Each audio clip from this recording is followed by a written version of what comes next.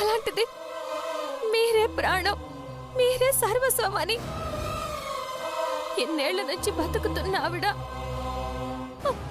మీ జీవితంలో మరొకరున్నారని తెలిస్తే ఎలా తట్టుకోగలదు మావయ్య?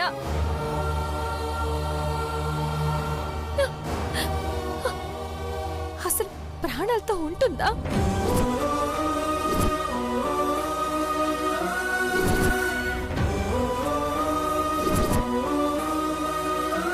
మీరు ఆ పని చేసినప్పుడు ఈ చిన్న విషయం ఎంత గుర్తు రాలేదు మావయ్య? చెప్పండి మావయ్య, ఎందుకు ఇలా చేశారో నాకు చెప్పండి. ఏం చేస్తానమ్మా? నా కర్మ, నా కర్మ. ఏ జన్మలో ఏ పాపం చేశాను, ఈ జన్మలో ఈ శాపం తగిలింది. మీ అత్తయ్యకి అన్యాయం చేసి నేనేం సుఖపడుతున్నానమ్మా? అదంతా ఎవరికి కావాలి మావయ్య? మీరు అత్తయ్యకి చేసిన అన్యాయమే కనిపిస్తుంది. అమ్మ నాన్నల ఆస్తులు మొత్తం పోయాయి, కానీ అమ్మ ప్రశాంతంగానే ఉంది. ఎందుకో తెలుసా? ఎన్ని ఆస్తులు పోయినా ఆ ఆస్తులన్నిటికీ మించిన గొప్ప ఆస్తి తాళి కట్టిన భర్త పక్కనే ఉన్నారు కాబట్టి. అత్తయ్యకి ఎంత ఆస్తి ఉన్నా మీరు లేకుండా పోయారు మావయ్య. అత్తయ్య జీవితాన్ని వేరొకరికి ఇచ్చేశారు. ఇప్పుడు అత్తయ్య పరిస్థితి తలుచుకుంటేనే భయం వేస్తుంది. అత్తయ్య ఒకప్పుడు నన్ను అసహించుకున్నప్పుడు, నన్ను కాదన్నప్పుడు కూడా నేను ఇంత బాధ మోయలేదు మావయ్య. నాకేదైనా నేను భరిస్తానేమో, కానీ అత్తయ్య కళ్ళల్లో ఒక్క కన్నీటి చుక్క కారినా నేను తట్టుకోలేను మావయ్య. ఇంకో ఆడదానికి తాళి కట్టాల్సిన దారుణమైన పరిస్థితులు ఏమొచ్చాయి చెప్పండి మావయ్య. దారుణమైన పరిస్థితులే కాదమ్మా, ఏ దారి కనిపించలేని పరిస్థితులు తప్పక చేయాల్సొచ్చింది. మన కంపెనీ పని మీద కరీంనగర్ వెళ్తుంటే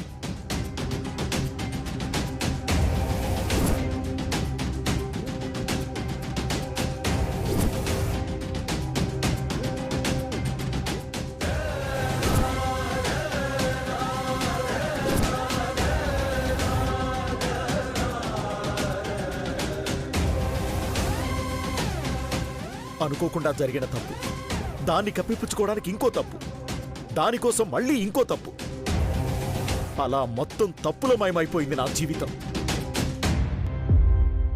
కావాలని చేసినా అనుకోకుండా జరిగినా అన్యాయం జరిగిపోయింది మృదుల. నా భార్య నా బిడ్డలతో అబద్ధాలు చెప్తూ, వాళ్లకి తెలియకుండా డబ్బులు ఆస్తులు ధారపోస్తూ, అసలు ఇలాంటి బ్రతుకు బ్రతకడం అవసరమా? చస్తే ఏమైపోతుంది అని చావాలని నిర్ణయించుకున్నా. కానీ నేనే లేకపోతే నా బ్రాహ్మణ్ ఏమైపోతుంది, నా పిల్లలు ఏమైపోతారు? ఈ ఆలోచనలే ఇంత నరకం అనుభవిస్తూ కూడా ఇంకా ప్రాణాలతో ఉండేలా చేస్తున్నాయమ్మా. ఇప్పుడేం చేయాలో తెలియట్లేదు మృదుల. అక్కడ వాళ్ళని వదిలే పరిస్థితి లేదు. ధైర్యం చేసి బ్రాహ్మణికి నిజమూ చెప్పలేను. ప్రతి క్షణం చస్తున్నట్టే ఉంది. కానీ ఈ విషయం తెలిస్తే మాత్రం అత్తయ్య చచ్చిపోతుంది మావయ్య.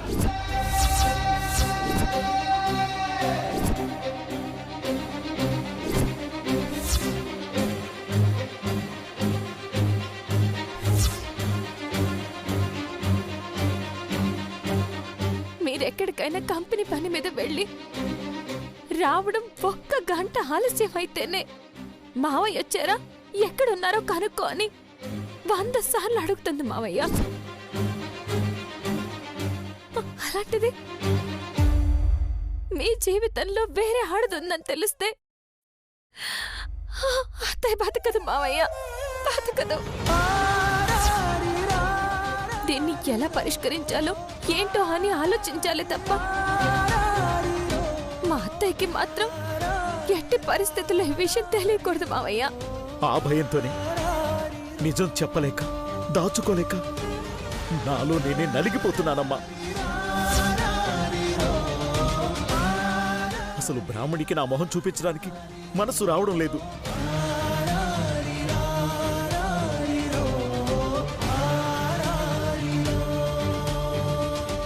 ఇలాంటిదేదో జరుగుతుందని మొదటి నుంచి నా మనసు చెప్తూనే ఉంది మావయ్య. చివరికి అదే జరిగింది. ఆయన ఇప్పుడు బాధపడుతూ కూర్చోవడం వల్ల ఏ ప్రయోజనం లేదు మావయ్య. తొందరగా దీనికి ఒక పరిష్కారం చూడాలి. లేకపోతే అందరి జీవితాలు అల్లకల్లోలం అయిపోతాయి, సర్వనాశనం అయిపోతాయి.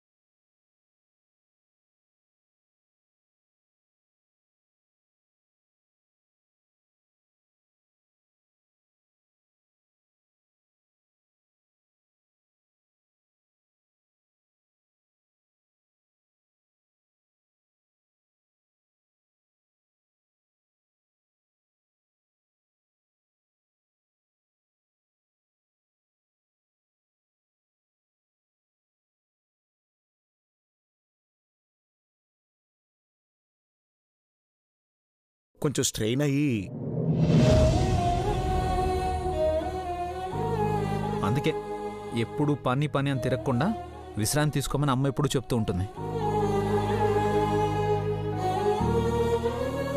రిలాక్స్ నాన్న, ఎక్కువ స్ట్రెయిన్ తీసుకోకండి. అయినా ఈ టైంలో కూడా ఇంకా బిజినెస్ గురించి మాట్లాడి చెప్పండి. కోడలికి తగ్గ మామ, మామకు తగ్గ కోడలు దొరికారు.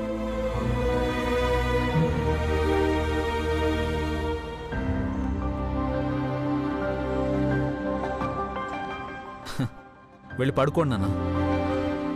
ఓకే నాన్న, గుడ్ నైట్. గుడ్ నైట్ అమ్మా. అలాగే మావయ్య.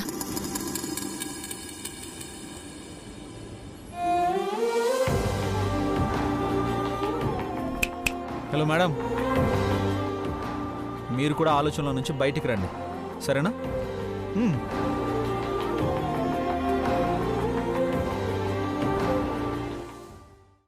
సరే, నిద్ర వస్తుంది, మార్నింగ్ డిస్కస్ చేద్దాం.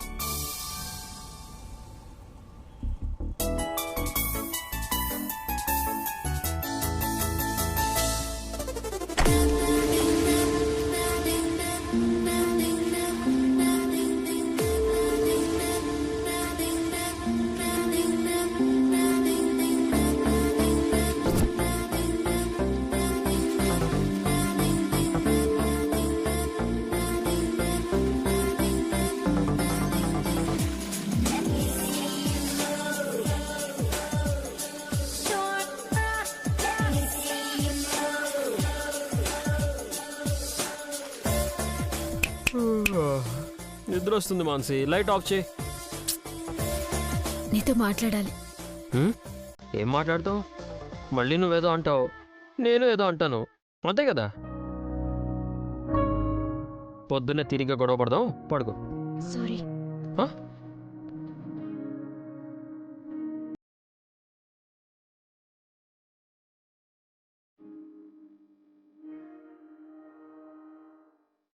ఏంటి ఏదో అన్నావు? నువ్వు చక్కగానే విన్నావు. సారీ. సారీనా? అదే నీ నోట్లోంచి.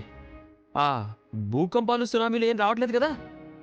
అవును, ఇది కళ నిజమా? కళ అయి ఉంటుంది. నిద్రపోయి చాలాసేపు అయింది కదా. ముందు చెప్పేది వింటవా? నిజంగా సారీ చెప్పనీకే వచ్చిన.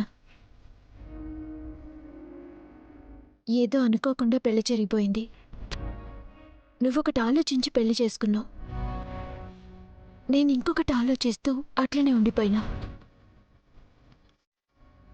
మనం భార్యాభర్తలం, కలిసి ఉండాలన్న ఆలోచన ఎప్పుడు రాలే. అందుకే ఈ తిట్లాటలు, కొట్లాటలు, ఆట పట్టించడాలు.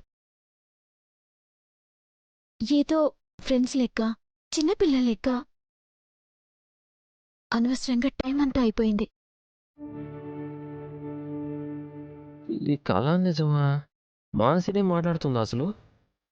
అంతకు ముందులా ముందు మంచిగా మాట్లాడే తర్వాత కుమ్మేది కదా.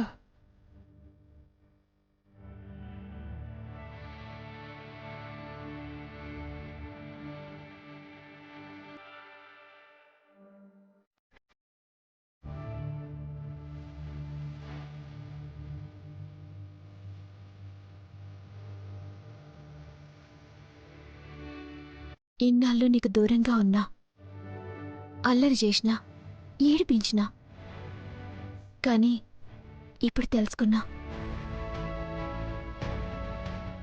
అత్తేదో చెప్పిందని కాదు, నన్ను నేనే ప్రశ్నించుకున్నా, నా మనసుని అడిగినా. నువ్వు నా మనసులోనే ఉన్నావురా.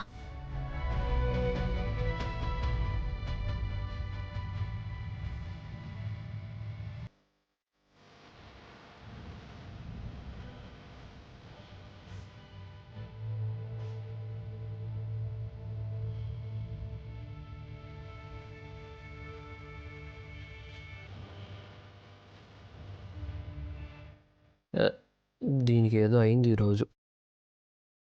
నువ్వు నా మనసులో ఉన్నవని ఎప్పుడో ఎరికైంది. అయినా ఏదో ధ్యాసలో ఉండిపోయినా. నిజంగా ఇప్పుడు సీరియస్గా చెప్తున్నా, సిన్సియర్గా చెప్తున్నా. ఐ లవ్ యూ రా.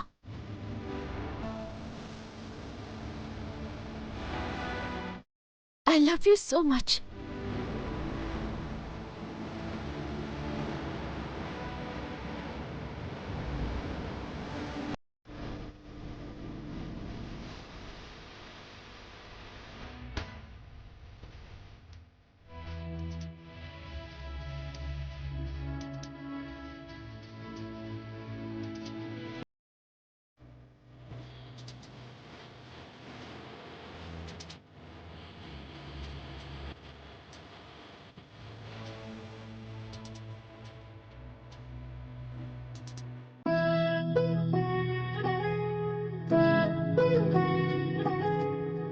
నాకేంటి నష్టమా?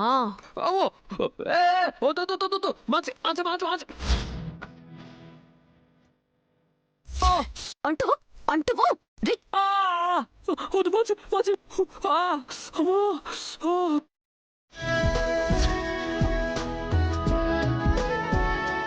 చిన్న థ్యాంక్స్ కూడా లేదా? ఏంద్రా నీకు థ్యాంక్స్ చెప్పేది?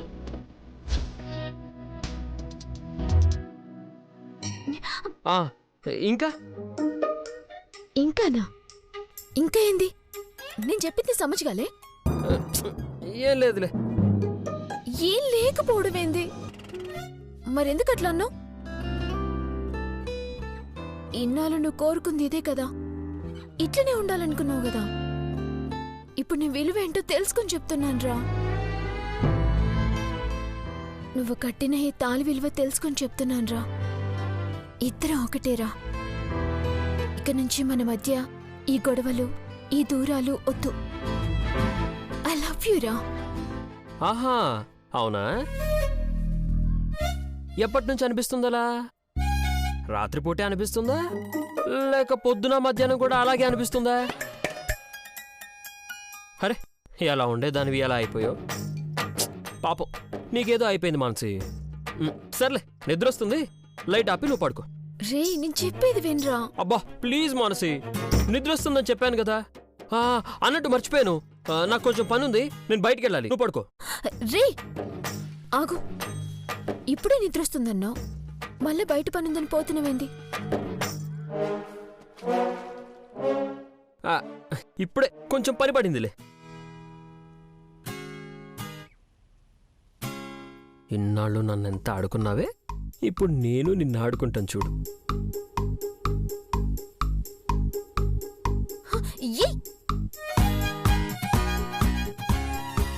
సచ్చినోడా!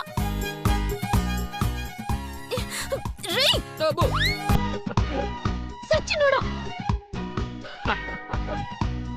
నా అంతట నేనే వచ్చి తగ్గి మరి నువ్విష్టం రా అని చెప్తే లెక్క చేయకుండా పోతావా? ఆహా, మనతో ఆడుకున్న అమ్మాయి మన వెంట పడినప్పుడు రిజెక్ట్ చేస్తే ఆ కిక్కే వేరబ్బా.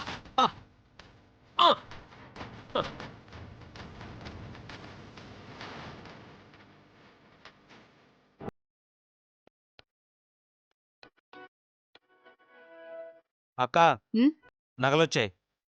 సరే, నువ్వు పో. అలాగే అక్క.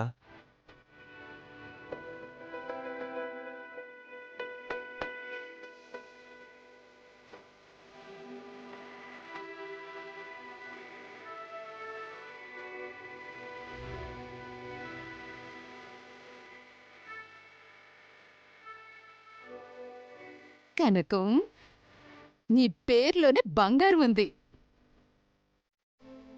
కృష్ణప్రసాద్ దురదృష్టానికి యాక్సిడెంట్ చేస్తే గది నీకు మాత్రం అదృష్టం లెక్క పట్టింది.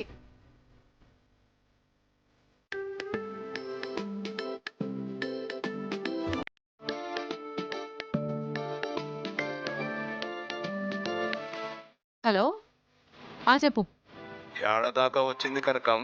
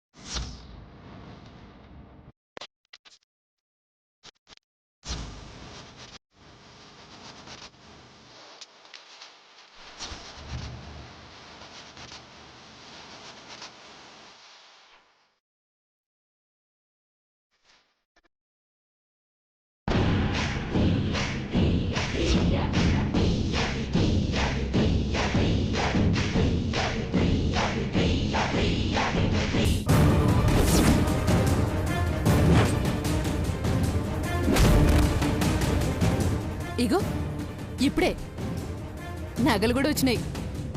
అసలు దాచి నకిలీ నగలు పెడుతున్నా. సరే, నగలా మస్తున్నాయి. మా మల్లి కోసమే చేసినట్టున్నాయి. ఇగో మా మల్లి వచ్చింది. మళ్ళీ చేస్తా.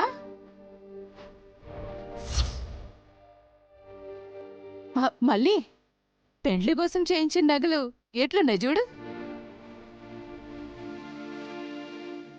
మస్తున్నాయక్క. అయినా గిన్ని నగలు నాకెందుకక్క? అరే గట్ల అనుకో. మీ అత్తారింటికి 7 వారాల నగలతో నిన్ను పంపాలా, గది నా కోరిక.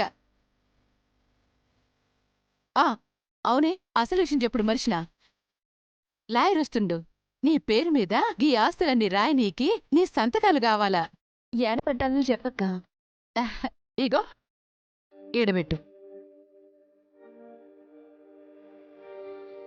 మళ్ళీ పెన్ను.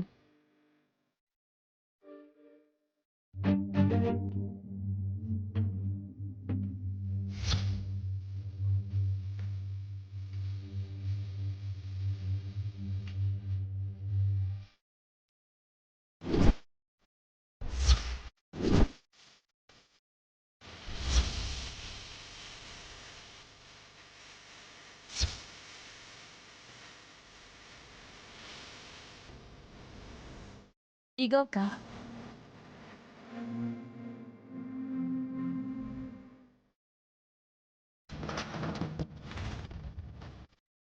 నిశ్చితార్థమే ధూమ్ధాం చేద్దాం. అక్క, మళ్ళా చెప్తున్నా, నా పెండికి ఊకే పైసలు ఖర్చు చేయకు. ఏ గుళ్ళో చేసినా చాలు. గుళ్ళో చేయనీకి నువ్వెవన్నా అనాథవా? ఈ కనకం సెల్లివి. ఏడ రాజీ పడేదిలే. నీ పెండ్లి ఎంత ఘనంగా చేయాలనుకున్నానో గాట్లనే అయితది. నీ ఇష్టం అక్క.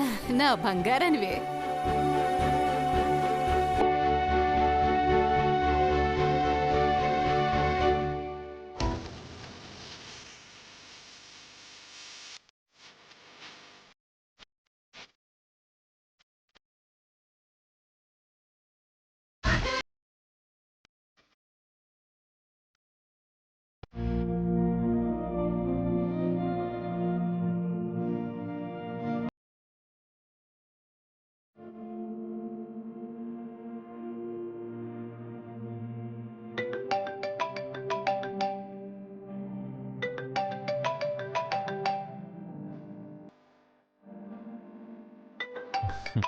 బ్రాహ్మణి, ఎలా ఉన్నావమ్మా?